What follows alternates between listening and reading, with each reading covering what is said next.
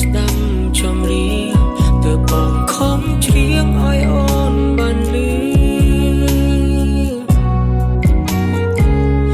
តើមានបទណាឲ្យអូននឹងបងឲ្យអូនស្រឡាញ់បងលើកទីពី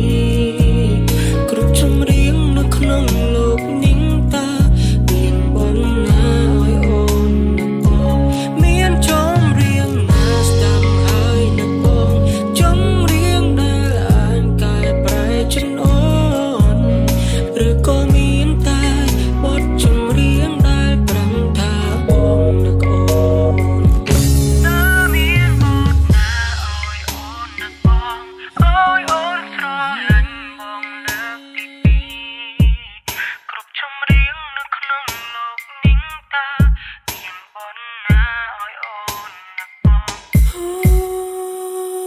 មានចម្រៀង